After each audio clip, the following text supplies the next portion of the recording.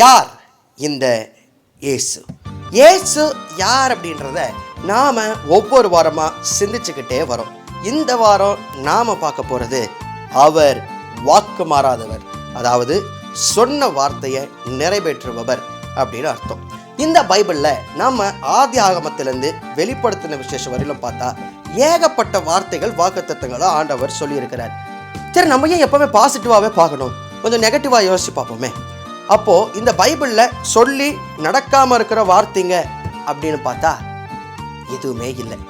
அதாவது நடக்க போகிற வார்த்தை வேணா இருக்குது, அதாவது இயேசு கிறிஸ்து திரும்பவும் வரணும், அதற்கு சம்பவிக்கக்கூடிய காரியங்கள், அந்த வார்த்தைங்க வேணா இருக்கே கடி. நடக்காத காரியங்கள் இல்லை நடக்காத காரியங்கள்னு சொல்லி எதுவுமே இந்த வேதாகமத்தில் இல்லை. அவர் சொல்லியிருக்கிற ஒவ்வொரு வார்த்தையும் ஆம் என்றும் நிறைவேறும். இயேசு கிறிஸ்து அவருடைய சீஷர்களுக்கு சொன்னார், வானம் பூமி ஒளிஞ்சு போனாலும் என் வார்த்தை ஒளிஞ்சு போவாதுன்னு சொல்லி. நீங்கள் யாருக்கு வேணாலும் எடுக்கலாங்க. ஒரு தனி மனிதருக்கு சொன்னதாக இருக்கட்டும், ஒரு மக்களுக்கு சொன்ன வாக்காக இருக்கட்டும். பைபிளில் பழைய ஏற்பாட்டில் ஆபிரகாம்னு ஒருத்தர் இருக்கிறார். அவருக்கு எல்லா செல்வங்களும் இருந்தாலும் அவருக்கு குழந்தை இல்லை. அப்போ குழந்தை இல்லாத அவருக்கு ஆண்டவர் அவருடைய 75வது வயசில் சொல்கிறாரு, நான் உனக்கு ஒரு பிள்ளையை கொடுப்பேன்னு சொல்லி. 75 வயசில் சொன்னது அவருடைய 100வது வயசில் தான் ஆபிரகாமுக்கும் சாராளுக்கும் அவர் ஈசாக்க கொடுத்தார். ஏறக்குறைய 25 வருஷம் அந்த வார்த்தை நிறைவேற ஆயிடுச்சு. இயேசு கிறிஸ்து அவருடைய சீஷரான பேதுருகிட்ட சொன்னார், நீ இன்னைக்கு மீன் பிடிக்கிற, நான் உன்னை மனுஷரை பிடிக்கிறவராக மாற்றுவேன்னு சொல்லி. இயேசு கிறிஸ்து பரத்துக்கு ஏறின பிறகு பேதுரு செய்த காரியங்கள் அநேகம். ஆண்டவர் பேதுரு வச்சு 3000 பேர் அவர் பிரசங்கத்தில் ரட்சிக்கப்பட்டாங்க. கொர்நேலியோ அப்படின்ற ஒருத்தரோட வீட்டுக்கு பேதுரு போய் ஜெபிக்கிறாரு. அவர் ஜெபம் பண்ணும்போது பரிசுத்த ஆவியானவர் புறஜாதியின் மேல் அருளப்பட்டார்னு சொல்லி அப்போஸ்தலர்கள் நடவடிக்கைகள் 10ஆம் அதிகாரத்தில் நம்ம வாசிக்கிறோம். அப்போ இயேசு கிறிஸ்து உங்களை பற்றியோ இல்லை உங்களை குறித்தோ இல்லை இந்த வேதாகமத்தில் சொல்லியிருக்கக்கூடிய வார்த்தைகள் ஒவ்வொன்றும் 100% கட்டாயம் நிறைவேறும். வேதம் சொல்லுது, அவர் சொல்கிறத மாத்திரத்துக்கோ அல்லது பொய் சொல்கிறதுக்கோ அவர் மனுஷன் இல்லை அப்படின்னு சொல்லி. இன்றைக்கி நம்மளுடைய வாழ்க்கையிலும் நமக்கு அநேக வாக்கு தத்தங்கள் நம்ம சர்ச்சில் எடுப்போம், போகிற இடங்களில் கேட்போம். அவர் நமக்கு அநேக வாக்குகளை கொடுத்துருக்கலாம், வாக்கு தத்தத்தில் கொடுத்துருக்கலாம். அதில் அநேகம் நடந்திருக்கலாம், இல்லை ஒரு சிலது நடக்காமையும் இருக்கலாம். அது நடக்காது அப்படின்னு நம்ம சொல்ல முடியாது, அது நடக்க போகுது அப்படி தான் சொல்லணும். ஆபிரகாமுக்கு 25 வருஷம் அது வெயிட்டிங் பீரியடாக இருந்தது. அப்படி நம்மளுடைய வாழ்க்கையில் அவர் ஒரு வார்த்தையை சொல்லி இருந்தாலும் அது நமக்கு காலம் தாமதித்தாலும் அது நமக்கு வந்து சேரும்னு சொல்லி தான் ஆண்டவர் சொல்கிறாரு.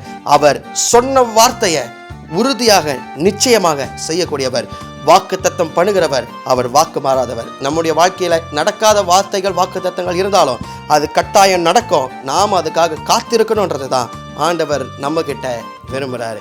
இயேசு யாருன்றதை அடுத்த வாரம் இன்னொரு தலைப்பில் சிந்திக்கலாம்.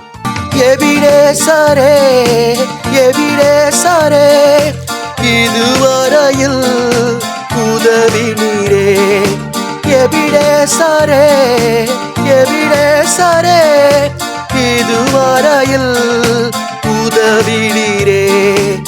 இதுவரையில் உதவி நீரே. உம்மை முழு உள்ளத்தோடு ஆராதிப்பேன், முழு பலத்தோடு அன்பு கூறுவேன். ஆராதனை ஆராதனை ஆராதனை ஆராதனை ஆராதனை ஆராதனை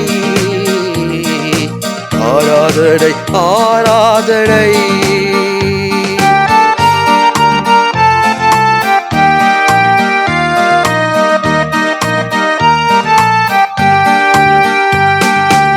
எல்ரோயி எல்ரோயி என்னை கண்டீரே நன்றி ஐயா. எல்ரோயி எல்ரோயி என்னை கண்டீரே நன்றி ஐயா. என்னை கண்டீரே நன்றி ஐயா. உம்மை முழு உள்ளத்தோடு ஆராதிப்பேன், முழு பலத்தோடு அன்பு கூறுவேன். ஆராதனை ஆராதனை ஆராதனை ஆராதனை.